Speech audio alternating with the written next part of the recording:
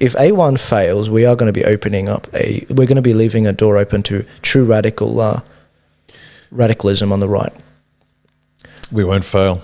So, yeah.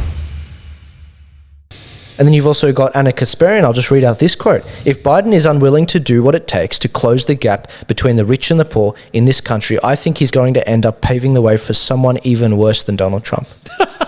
Now, when she says worse, I just mean, it sounds like conservative to me. I'm like, great. Goodness me. But you know what? There is a kernel of truth in that, Riccardo, and I've said this to you privately before, and I'm really showing my cards here. If A1 fails, we are going to be we're going to be leaving a door open to true radicalism on the right. We won't fail. Yeah. There's no other organisation in this country, none, that has the and I showed it to you a few weeks back, who has a strategic intention as clear as us, as moral as us, as accurate as us, as achievable as us. And there's no organisation, whether it's a political party or a lobby group, that has the understanding of the depth and nature of the problem, and then has the wit to put together and execute a plan more elegant than the one that's been executed against us. And we're doing on the smell of an oily rag. And we're getting people. We got people. See, the left has to buy people through the media. Without the media's lies, and it's just bald-faced lies, we know that. But without the bald-faced lies, the average punter would see the common sense if they were given the facts. We don't need that. And we're just getting people because we're getting people because they hear the message, and it's a very slow growth, and I like that. It's a very, very organic spreading of the word, and it's getting out there, and people are buying in because I like what you're saying. In fact, last night, we had our last Zoom, as I said, and it was the Northern Territory, and we had an Aboriginal chap on, and he loved what A1's doing. And not because we've got a great policy for First Nations people, which we do. Oh, and watch Scott Morrison. He's going to, I betcha, it's a prediction, he's going to come out with some policy announcement about a treaty with the Aborigines or something to make it look like he's doing something. They won't actually do it, but he'll come out with an announcement. There's an old favourite with Parliament, with governments. They just re-announce something that was announced 6 months earlier. But anyway, watch this space.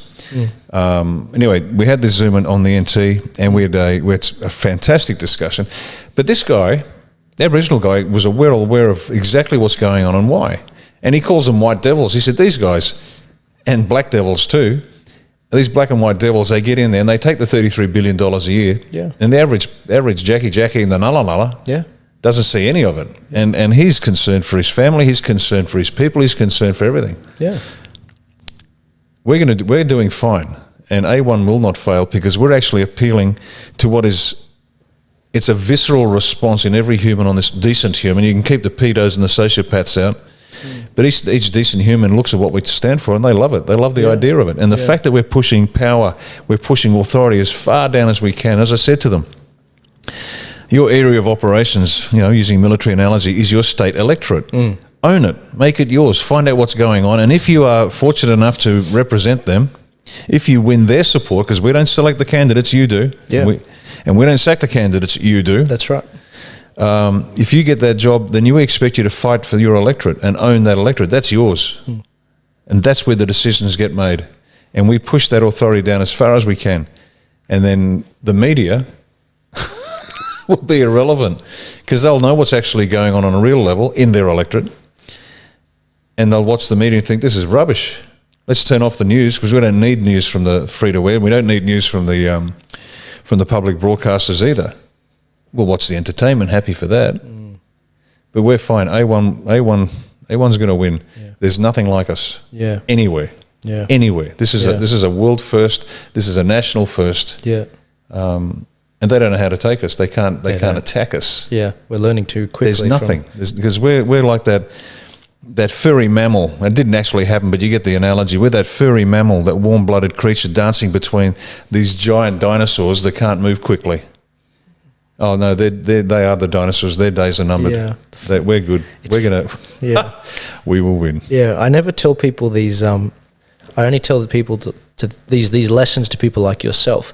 But there are little tricks we're picking up from watching overseas that when we try them in Australia, they don't know how to combat them because it's never been tried before. Because reality check, Australian politicians aren't that creative. They can only copy the models that they've seen overseas.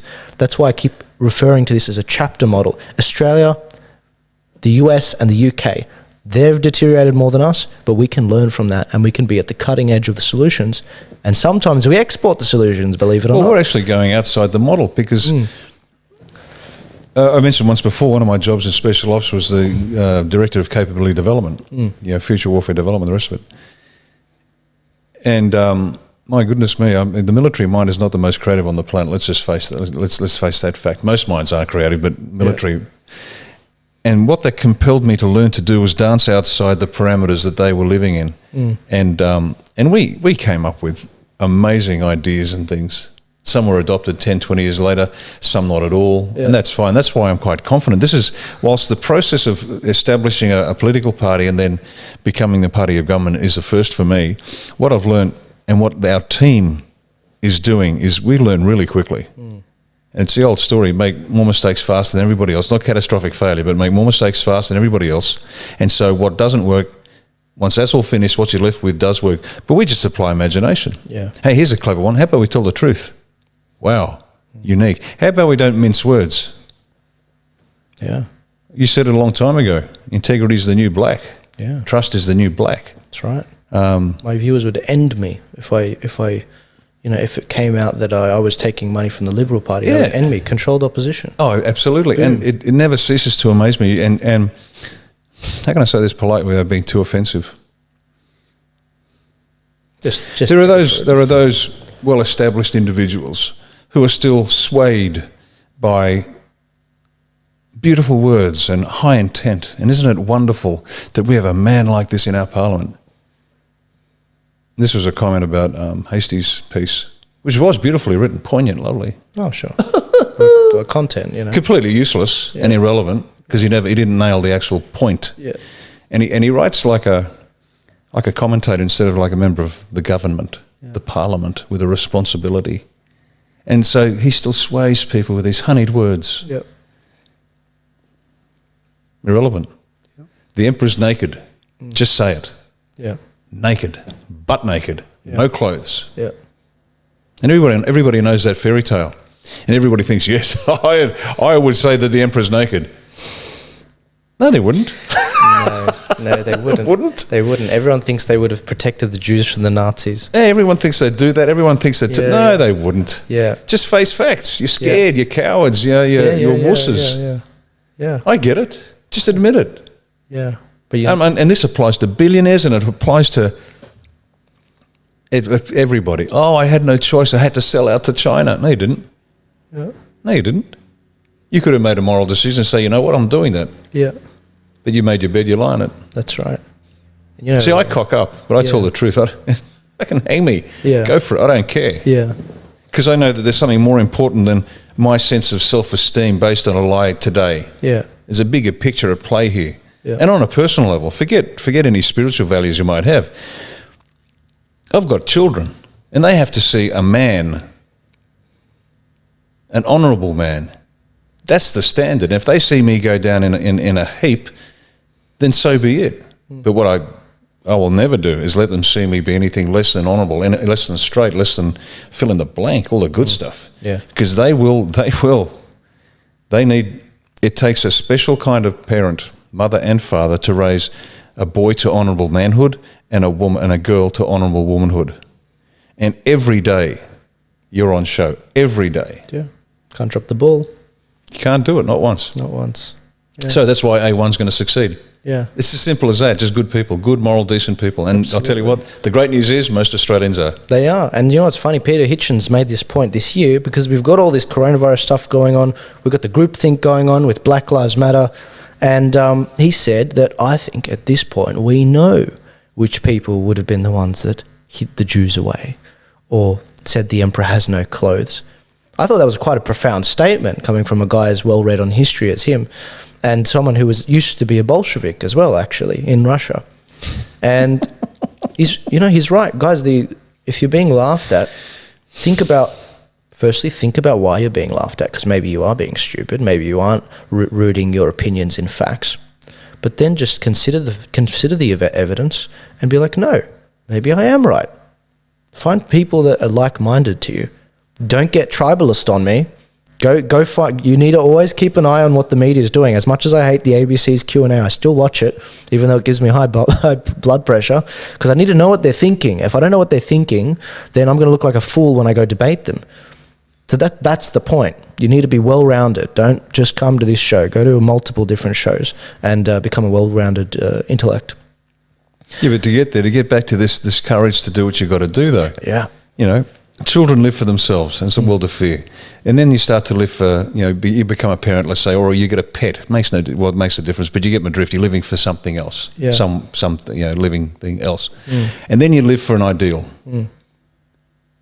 But then you live for the highest good there is, and once you do that, you're fearless. Yeah.